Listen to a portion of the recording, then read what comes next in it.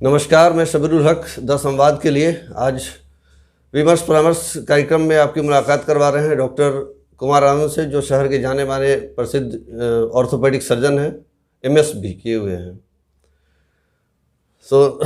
नमस्कार। नमस्ते रजू भाई। डॉक्टर साहब, आज आपसे जानना चाहेंगे कि आपने MS पटना में करने के बाद इस एरिया को ही क्यों चुना अपने प्रैक्टिस करने के लिए? आपके लिए पास बहुत से ऑप्शन थे, दिल्ली, मुंबई, बहुत बड़े बड़े शहर के लिए। मेरा घर यहीं पे है, मैंने यहीं से अपनी पढ़ाई लिखाई की है, मेरे माता पिता यहीं रहते हैं, इसलिए यहाँ आना ही था। यही एक वजह है, अपने लोगों के बीच रहना था, यही सबसे बड़ी बात है। अभी जो यंग जनरेशन में बहुत ज़्यादा कमर दर्द और इससे रिलेटेड बहुत सी बीमारियां बहुत ज़्यादा हो रही हैं। देखिए सर, कमर दर्द के बहुत सारे कारण हैं। पहला जो कारण हड्डी में है वो ट्रॉमा है। ट्रॉमा किसी भी एज में हो सकता है। अब ट्रॉमा को ट्रॉमा माने चोट, गिरना पड़ना, किसी चीज़ से चोट लगना।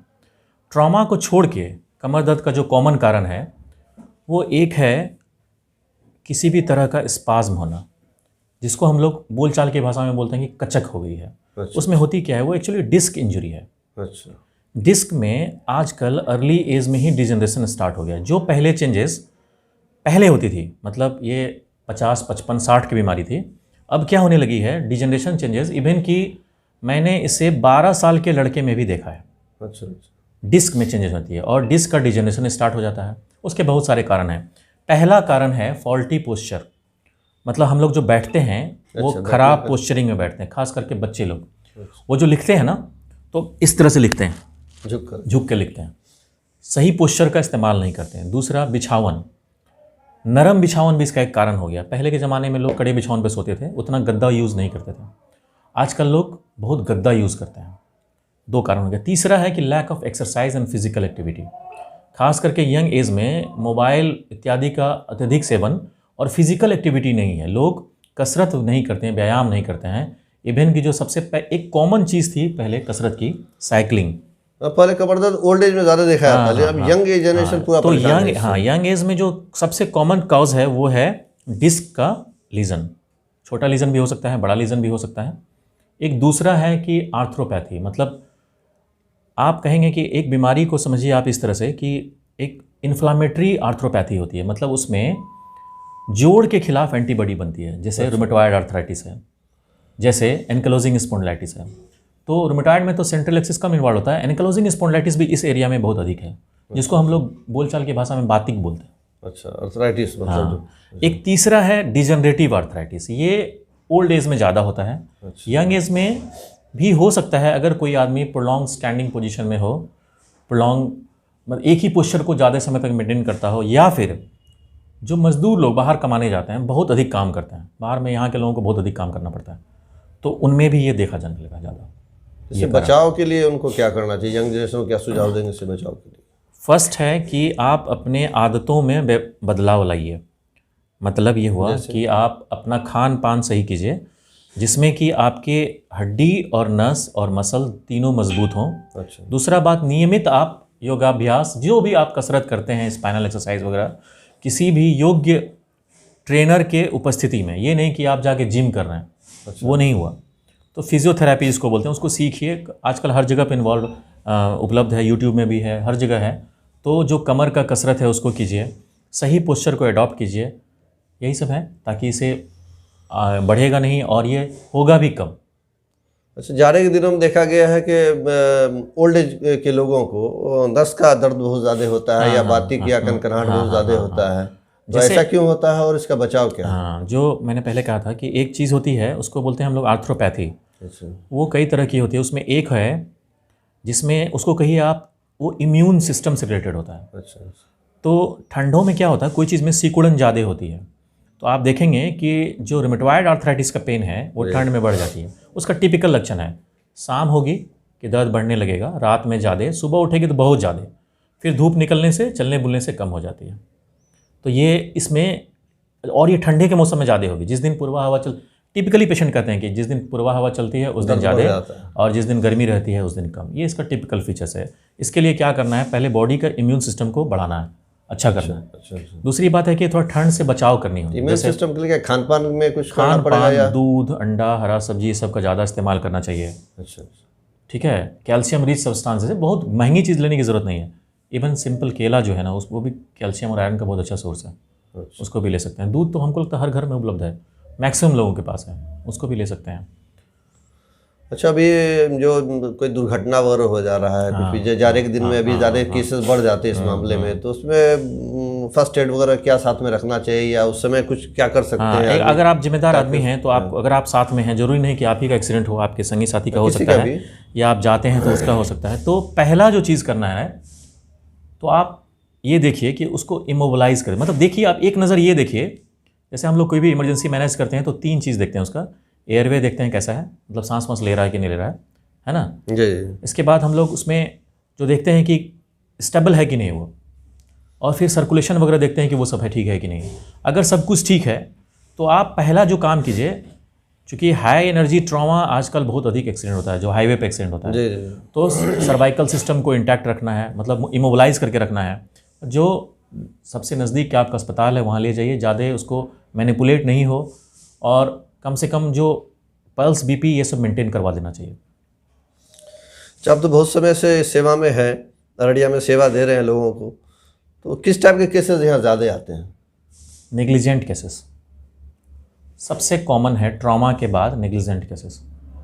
मतलब लोगों को ये पता ही नहीं है कि ये जो पाँव मुड़ा हुआ है ये CTEV है, मतलब एक तरह का बीमारी है, मतलब ये कंजेनाइटल टेलिपस इक्विनस वायरस है। मतलब इसमें पाँव बच्चों का जन्मजात टेढ़ा होता है। गांव में अभी भी मान्यता है कि ये पोलियो है, और वो 3-3 साल 4-4 साल नहीं दिखाते हैं लोग, जबकि उसका इलाज जन्म के 20-25 दिन से ही शुरू हो जाता है, और वो 3-4 महीने में जूता उता लगा के ठीक हो जाता है। तो इलाज अपने यहाँ संभव है उसका? हर जगह होता है वो, हर ऑर्थोपेडिक सर्जन के यहाँ होता है वो। अच्छा। तो ये चीज़ मैंने यहाँ देखी है कि वो पोलियो है नहीं, लेकिन उसको पोलियो समझ के वहाँ पे ट्रीट कर रहे हैं। आज एक केस भी हम देखे हैं जिसमें कि बायलैटरल, मतलब क्या है, उसका जो टेंडोइक्लिस है वो टाइट है, मतलब वो उंगली पे चलता है। अच्छा। एडी का जो रग है वो टाइट है। उसको शुरू में अगर फिजियोथेरेपी कराया गया होता तो वो ठीक हो गया होता। लोगों ने समझा कि ये पोलियो है, किसी ने कहा नहीं कि ये पोलियो नहीं है, और वो उसी पे चला था। 3 साल हो गए उसको। मामूली चीज़, नेग्लिजेंस क्यों कर रहा हूँ मैं, एक बर्न कॉन्ट्रैक्चर, मतलब जैसे कहीं घाव होता है तो वो सट जाती है उंगली। अगर उसको पता रहे कि शुरू में ही कि घाव तो ठीक होगा ही, उंगलियों को चलाते रहना है, तो वो कॉन्ट्रैक्चर होगा नहीं। होता क्या है कि वो इंतज़ार करता है कि घाव सूखेगा तब इसमें कुछ काम करेंगे। जब तक घाव सूखता है कॉन्ट्रैक्चर हो जाती है, उंगली मुड़ जाती है, फिर वो सीधा होता नहीं, फिर ऑपरेशन करना पड़ता है। तो उसके अवेयरनेस के लिए क्या कर सकते हैं हम लोग? इसके अवेयरनेस को पहले जो गांव के जो डॉक्टर हैं, जिनको आप झोला छाप कहते हैं, वो झोला छाप है नहीं, वास्तविक में वो एक बहुत महत्वपूर्ण कड़ी है डॉक्टर और मरीज के बीच में। इसको कोई माने चाहे ना माने, सही बात। उसको शिक्षित करना जरूरी है, ताकि आपके पास कोई चीज़ आ रही है, वो लोभ लालच में क्या करते हैं, अपने पास रख लेते हैं उसको, बहुत दिन तक एंटीबायोटिक चलाते रहते हैं। उसको ये बताना है कि भाई एंटीबायोटिक चलाओगे घाव तो सूखेगी, लेकिन ये इस बाद में सीधा नहीं होगा, इसको अभी तुम दिखवा दो किसी डॉक्टर साहब से, जो भी जिनको भी दिखाना चाहते हो। तो ये बात प्रेशर से नहीं हो, उनको समझा बुझा के उनको बढ़िया से बताना होगा कि क्या आपके पास में है, क्या नहीं है। इसके लिए कोई प्रोग्राम ऐसा चलाना पड़ेगा गवर्नमेंट को, या फिर कुछ? गवर्नमेंट से नहीं, ये सामाजिक सरोकार से होगा। मतलब ये गवर्नमेंट तो ऐसा नहीं कर सकती है, किसी झोला छाप को तो नहीं ट्रेन करेंगे वो। ये बात उनको समझना होगा, जो निकट के लोग हैं, कि किसी को 10 दिन बुला के अपना ईगो समस्या को हटा करके कि भाई कुछ बात सीखने को मिल रही है, सीख लिया जाए। बहुत बात वो भी सिखाते हैं तो उनको भी सीखना चाहिए, बहुत बात ये भी सीखने की है। मतलब अगर 50 केस रहती है तो उसमें 10 केस ऐसे होते हैं जो गाँव का बर्बाद किया रहता है। तो उसको अगर वो जान जाएंगे, एंटीबायोटिक आप ही दीजिए, खाली उसको जो सही बात है वो बता दीजिए, है ना, तो उसको सही समय पर उसका इलाज हो जाता है। अच्छा, तो साइटिका क्या है? हाँ, साइटिका का बहुत लोग साइटिका, हाँ, साइटिका एक सिंड्रोम है। इसको बहुत पुराने डॉक्टर लिखते हैं इस बीमारी को, साइटिका सिंड्रोम।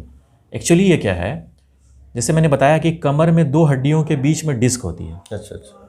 और नॉर्मली ये डिस्क जो है मसल से, लिगामेंट से अपने जगह पे रहती है, और ठीक उसके पीछे से सियाटिक नर्व जो है, जो कि कमर के नीचे को सप्लाई करता है, वो 2 भाग में बट जाती है। अच्छा। दोनों पैर के अलग अलग, और वो पीछे से होते हुए, जहाँ हम लोग पर्स रखते हैं, सैक्रोइलियक जॉइंट रखता होता है, उसको रखते हुए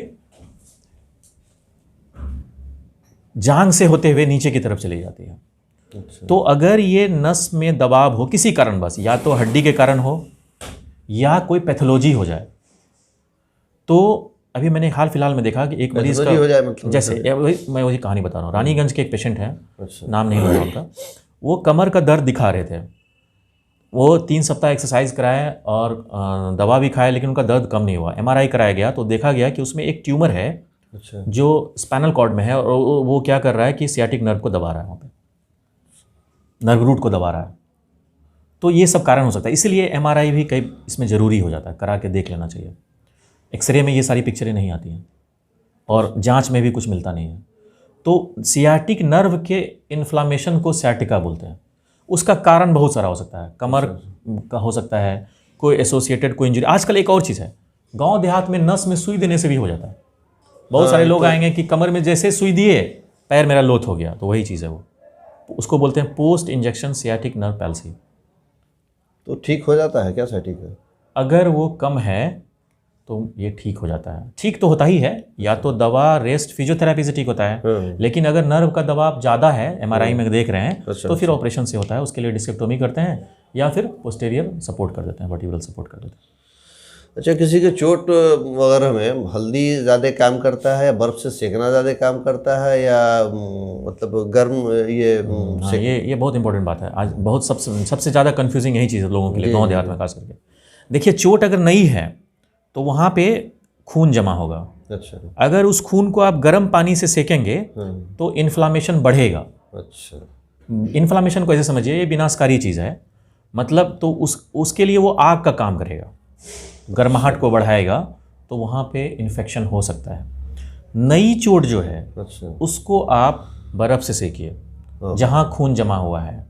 जो पुरानी चोट है, जैसे बहुत कमर में दर्द है, तो वहाँ पे गर्म पानी से सेकने से क्या होता है, वहाँ पे ब्लड सर्कुलेशन बढ़ता है, तो हीलिंग प्रोसेस एक्सेलरेट होता है, तो वहाँ राहत मिलेगी आपको। लेकिन एक चोट लगी है, कहीं खून जमा है, उसको आप गर्म पानी से सेक रहे हैं, तो उसमें इन्फेक्शन होने का डर ज़्यादा है। तो आइस से उसमें, हाँ, आइस से सेकना चाहिए। नहीं कुछ हो तो छोड़ दीजिए, बहुत जगह फ्रीज नहीं इन्वॉल्व है, नहीं है तो कुछ मत कीजिए, लेकिन गर्म पानी से मत सेकिए और मालिश मत कीजिए। बेस्ट थिंग इज़ कि मालिश नहीं कीजिए। कोई मलहम है तो उसको हल्के से लगा के सहला दीजिए, जिसको गांव देहात में हंसुतना बोलते हैं, लेकिन मालिश नहीं कीजिए। आजकल गांव देहात में देखा गया है कि किसी तरह का हड्डी टूट गया, कुछ हो गया, तो गांव में चले जाते हैं, बत्ती बनवा लेते हैं। उसमें किसी का दोष नहीं है। एक्चुअली पैसा बहुत बड़ा फैक्टर है। हम लोग का जो जगह है, हम लोग जहाँ रहते हैं, ये जो एरिया है, मैक्सिमम केस तुम देखते हैं हम लोग कि ख़राब हो जाता है, वो हाथ टेढ़ा हो गया, उंगली छोटा हो गया, कुछ भी हो केस हो जाता है। उसमें आप उनका दोष नहीं दे सकते हैं, उसमें दोष बहुत लोगों का है। अच्छा। उनके पास पहला है कि पैसा नहीं होता है इलाज कराने के लिए। एक मुश्त वो पैसा खर्चा नहीं कर सकते हैं, उनके पास है ही नहीं पैसा। अच्छा। ये मेरा अपना देखा हुआ है, सही में उनके पास नहीं रहता पैसा। दूसरी बात क्या है कि लिटरेसी का बहुत अभाव है। अब क्या हुआ कि कोई हड्डी अपने जगह पे है, उसको तो अपने जोड़ना है। हड्डी कोई डॉक्टर नहीं जोड़ता है। सही है। डॉक्टर का काम है कि जो हड्डी अपने जगह पे नहीं है उसको अपने जगह पे लाना, और जब तक वो हड्डी नहीं जुड़ती है तब तक उसको अपने जगह पे रखना। तो जो जगह पे है उसको हकीम एक कुछ लगा दिया तो वो तो जुड़ जाती है, तो लोगों को लगता है कि वहाँ ठीक हो जाएंगे। जो जगह पे नहीं है, हकीम को तो पता नहीं है कि ये जगह पे है कि नहीं है, क्या इसका पैथोलॉजी है, वस्कुलर न्यूरोवस्कुलर इंजरी है कि नहीं है। हम किसी को दोष नहीं दे रहे हैं, सबका अपना पैथ है। उसकी मजबूरी ये है कि उसके खानदान में यही चले आ रहा है, तो वो वही कर रहा है। उसको किसी ने बताया नहीं कि इससे तुमको नुकसान है। जब कोई किसी परिवार में कुछ ऐसा नुकसान हो जाता है तो फिर वो डॉक्टर को स्विच ओवर करता है।